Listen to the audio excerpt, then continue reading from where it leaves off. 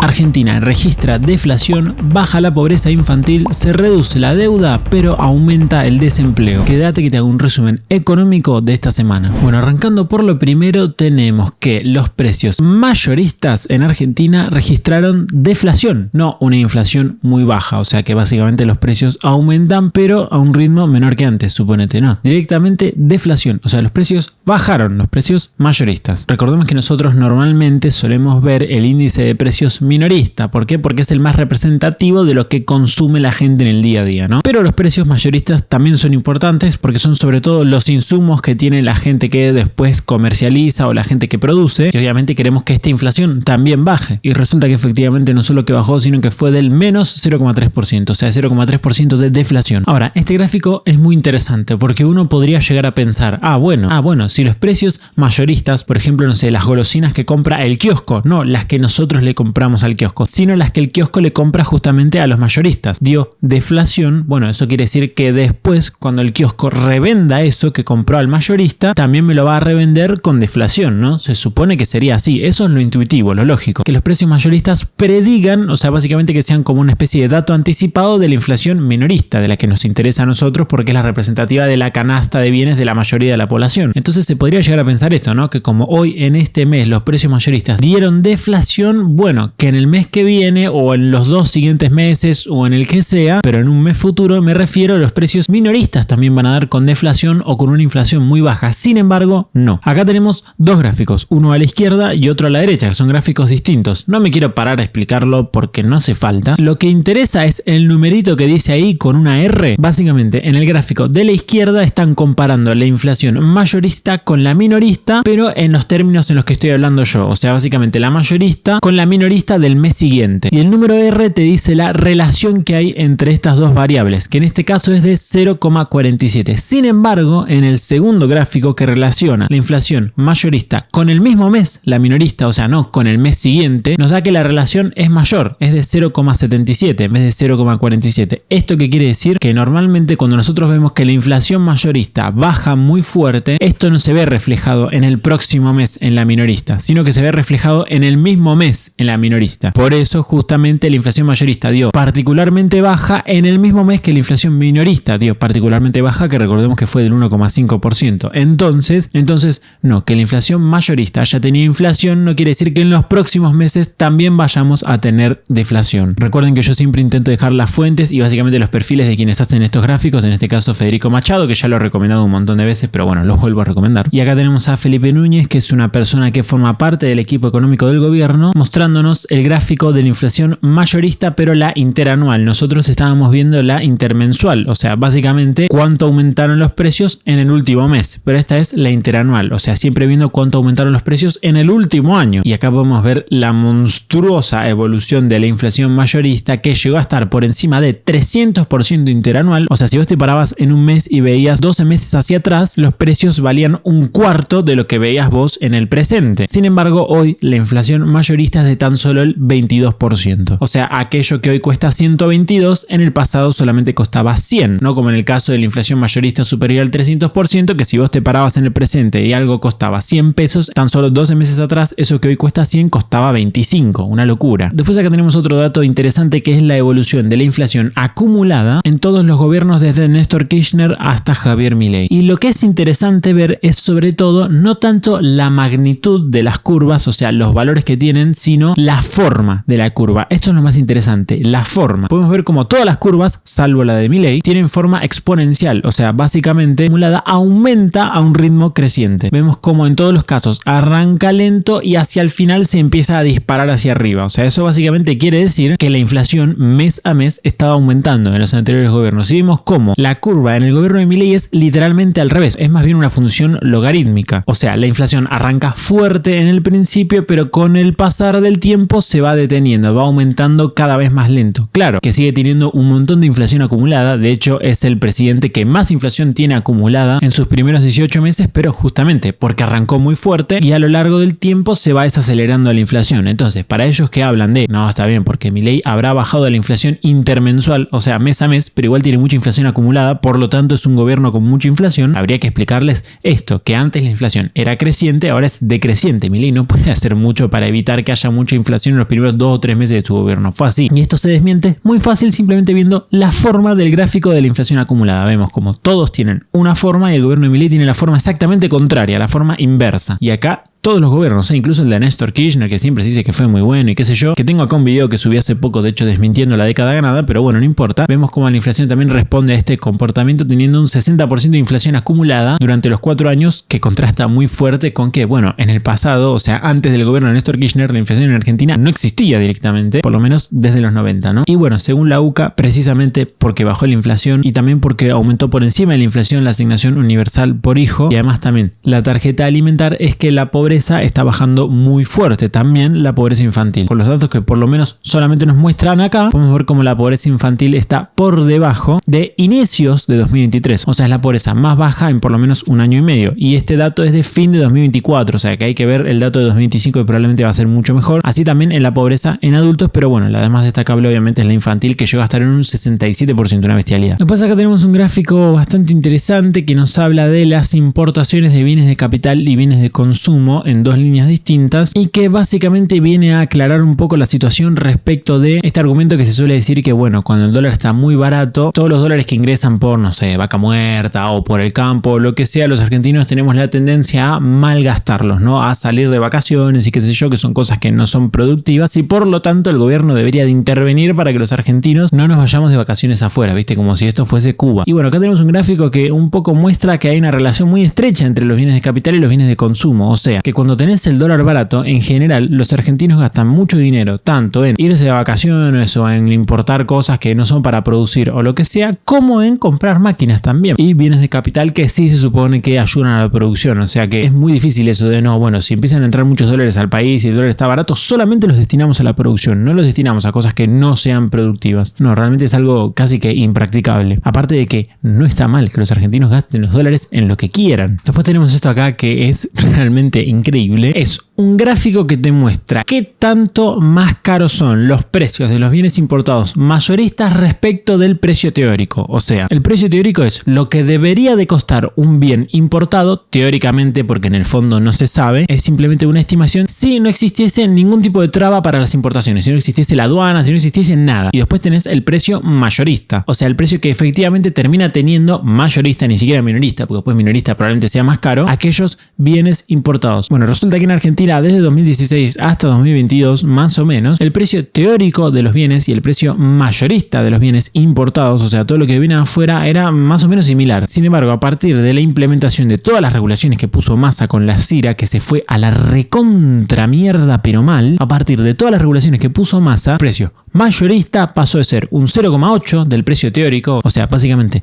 más barato, a ser un 1,6, casi 1,7, o sea, casi el doble. O sea, las cosas pasaron a costar casi el doble solamente por estas regulaciones y estas trabas que puso Massa. ¿Y qué pasó? Milei desarmó la CIRA y vemos como esa línea que estaba yendo hacia arriba, que se estaba yendo hacia la estratosfera, bueno, empezó a ir hacia abajo. Massa puso esto de la CIRA, sinceramente no se me ocurre por ningún otro motivo que no sea robar. Está bien, entiendo que la excusa es, bueno, administrar los pocos dólares que tenía el gobierno y ellos decidir en qué se importaba y en qué no, pero al final eso termina en que básicamente un tipo decide quién puede traer cosas de afuera o no y por lo tanto probablemente cobre coimas. Vemos que la distorsión que generó Massa es impresionante, es inédita, o sea, es una línea que va hacia arriba ultra recta con una pendiente enorme en tan solo un par de meses cuando este problema antes no existía. Y agarra a Milei, desarma el desastre que armó Massa y la línea va hacia abajo con la misma velocidad. Es increíble. Todos los faltantes de bienes importados que había en su momento, bueno, eran en parte culpa de esto. Y los que hay hoy también, porque vemos que todavía no está del todo normalizado, o sea, la línea estaba incluso más abajo que ahora. Bueno, acá tenemos la deuda bruta del Tesoro más la deuda del Banco Central y vemos cómo más o menos desde noviembre de 2023 en dólares está planchada, que no aumenta, pero claro, en este periodo el PBI creció, o sea que la deuda respecto del PBI, o sea, la deuda respecto de la capacidad de producir de Argentina es menor. Bueno, después tenemos acá que el gobierno volvió a registrar superávit fiscal en mayo y superó la meta que tenía con el FMI. En 2025 el acumulado del superávit fiscal primario llega a 0,8% del PBI y el financiero a 0,3% del PBI. Y supuestamente al ir holgados durante estos primeros meses, el gobierno les sirve porque hay meses donde por lo general siempre se tiene déficit, que son por lo general los meses donde se paga el aguinaldo. Entonces, bueno, como tenés un colchón de superávit, si durante un mes tenés déficit no hay problema. De hecho, si no me equivoco, en 2024 pasó exactamente esto, que el gobierno tuvo superávit durante todos los meses, salvo en julio, si no me equivoco, que me parece que dio déficit, que es justamente, bueno, el mes donde se pagan los aguinaldos. Y bueno, acá tenemos el resultado fiscal primario, no el financiero. El importante es el financiero, pero bueno, igual el primario, digamos, se asemeja al financiero y podemos ver cómo el cambio es monumental, ¿no? No tiene absolutamente nada que ver este gobierno ni con el de Macri, que sus últimos 2 años aparecen en este gráfico, como con todo el de Alberto. Después tenemos algo curioso, que es que el MSCI, que es básicamente una empresa que se encarga de evaluar inversiones, en muy pocas palabras, en estos días iba a recalificar a la Argentina en relación a su riesgo. O sea, básicamente esta empresa se encarga de decir, bueno, no, invertir acá es muy riesgoso, por lo tanto no lo recomiendo, invertir acá es menos riesgoso, por lo tanto lo recomiendo, etcétera. E iba a reevaluar a Argentina, ¿no? Que hoy Argentina tiene un puntaje muy malo. Entonces había la expectativa de que se la suba de categoría a Argentina, que baje el riesgo y que básicamente por eso entren más inversiones. Esta persona acá en particular habla de por lo menos $1.000 millones de fondos internacionales que hubiesen entrado si esta empresa hubiese recategorizado a Argentina hacia arriba, o sea, básicamente si lo hubiese bajado el riesgo. Sin embargo, Argentina no fue recategorizada en forma positiva, o sea, hacia mercado emergente, sino que sigue en standalone. Y básicamente esta compañía objetó que todavía existen restricciones cambiarias, o sea que básicamente se están quejando de que el cepo no está liberado al 100%. Entonces, bueno, esto sería algo negativo. Además de que, si no me equivoco, había leído por ahí que se habían quejado de la liquidez también, que el mercado financiero de Argentina, entiendo que ellos considerarán que no tiene mucha liquidez. Calculo que también por esto de las restricciones cambiarias. Sin embargo, por lo que veo, esto no lo tengo claro, la decisión final no ha sido tomada todavía, pero bueno, esto tal vez sea un indicio de lo que al final terminen decidiendo. Después tenemos que las ventas de supermercados crecieron 8,9% interanual y 0,5% respecto del anterior mes. Las ventas de supermercados es básicamente consumo, no todo el consumo, sino una parte del consumo. Y bueno, para los que se la pasan rompiendo las bolas con el consumo y qué sé yo, se está recuperando hace un montón. De hecho, acá Archipotencia, que es una cuenta que también recomiendo un montón, nos dice que la serie tendencia ciclo, o sea, básicamente cuando vos ves los grafiquitos hay varias líneas, bueno, una de ellas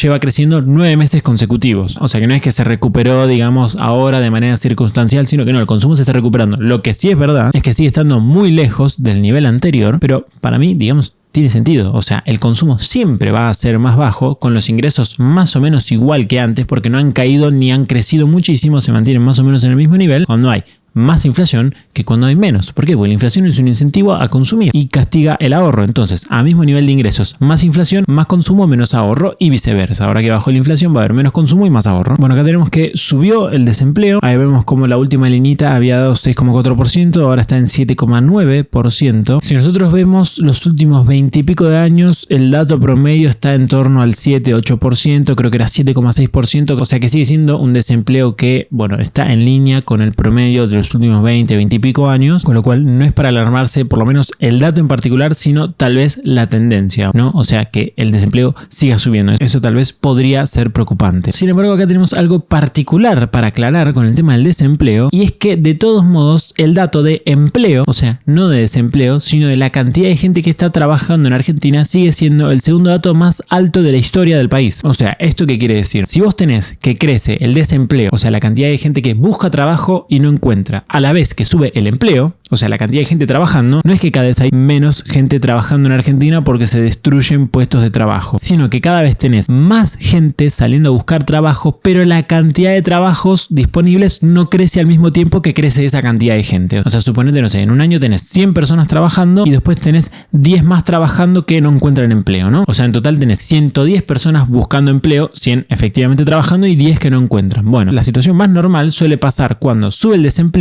porque cae el empleo. O sea, de esas 110 personas que estaban buscando trabajo y que 100 lo consiguieron, ahora pasan a conseguirlo solamente 90. O sea, seguís teniendo 110 personas buscando trabajo igual que siempre, pero ahora tenés 10 puestos de trabajo menos. Bueno, en Argentina no está pasando esto. En Argentina lo que pasa es que suben las dos. O sea, dejás de tener 100 puestos de trabajo y pasas a tener 110, suponete. O sea, creaste 10 puestos de trabajo más. Pero a la vez no tenés solamente 110 personas buscando trabajo, sino que pasás a tener 130, suponete. O sea, aumentaron 10 los puestos de trabajo y aumentaron 20 20 las personas buscando trabajo. Entonces, como aumenta más la cantidad de gente buscando trabajo que la cantidad de trabajos, bueno, sube el desempleo, a la vez que sube el empleo. ¿Esto es algo bueno, malo? Desde luego no es lo ideal. O sea, lo ideal es que suba el empleo y el desempleo baje. O sea que ahí tenés una parte que no está funcionando bien y otra que sí está funcionando bien. Ahora, ¿es el peor dato de la historia? No es malo. Desde mi punto de vista, en el presente no es algo preocupante, sino que podría ser algo preocupante en el futuro, ¿no? Si sigue subiendo muy fuerte el desempleo. Y probablemente esto se deba a que, bueno, recién la economía se está recuperando, el empleo no necesariamente se recupera al mismo nivel que la actividad económica. O sea, las empresas cuando, no sé, estaban mal y de repente empiezan a facturar y qué sé yo, bueno, eso sucede primero, que empiezan a facturar, que empiezan a producir, etcétera, y luego que contratan más gente. Es como una segunda etapa la de contratar gente. Acá de hecho queda bastante más claro la relación entre la actividad económica y el empleo, que no responden en la misma magnitud. O sea, vos tenés una crisis y la economía puede caer muy fuerte, pero el empleo nunca va a caer tan fuerte como la economía. Lo mismo con la recuperación, ¿no? De hecho, el empleo dejó de caer recién a mitad de 2024 o un poquito más, mientras que la actividad económica había dejado de caer ya para abril de 2024, o sea, varios meses antes. Y vemos cómo este problema se está manifestando en las opiniones de la gente y en las preocupaciones, porque vemos que a la izquierda tenemos las preocupaciones de la gente en el pasado, en la derecha tenemos las preocupaciones de la gente en el presente, y vemos cómo la inflación ahora es menos preocupante, pero el desempleo y el costo de vida, sobre todo el desempleo, se están volviendo cada vez más preocupantes. O sea que efectivamente es un problema que se manifiesta y la gente se da cuenta. Y bueno, acá por hacer mención a algo que igual es estructural, o sea, esto no explica lo que pasa en el corto plazo, eso te explica lo que pasa en el largo plazo en Argentina. Vemos cómo la gente trabaja medio año solamente para pagar impuestos. O sea, literalmente la mitad de tu salario va a pagar impuestos. Acá dice la presión fiscal formal, o sea, para la gente que trabaja en blanco, roza el 50% del ingreso anual. Y esto también es importante y afecta a los sueldos bajos. O sea, no es solamente para la gente que cobra un montón de guita, también es para la gente que cobra muy poca plata. De hecho, es bastante curioso cómo este gráfico está dividido en 4 casos según la cantidad de ingresos, y los más afectados son los que menos cobran y los que más. Y los menos afectados son los del medio, o igual por un porcentaje muy pequeño. O sea, pasa de 49, casi 50 a 47. Es muy poca la diferencia. Pero bueno, uno de los problemas estructurales que afectan al desempleo y al nivel de ingresos en Argentina, bueno, es este. Sin embargo, nadie lo soluciona. Todos preocupados por la cierta relación empírica entre el empleo y la inflación. La gente dice, bueno, si baja la inflación, por lo general tiende a subir el desempleo. Esto es verdad, pero también tenemos problemas estructurales que, independientemente de la inflación y lo que quieras, son muchísimo más graves y más dañinos. Así que bueno, espero que te haya gustado este video. No sé en qué momento apareció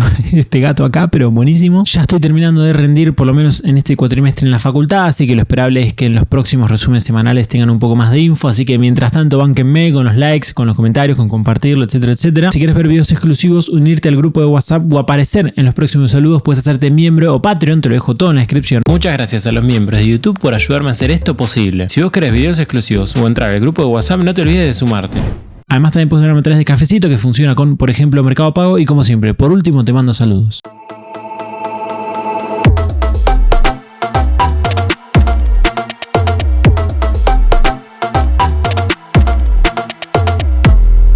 Los que no se hayan quedado hasta el final del video no lo sabrán, pero hoy vine empilchado.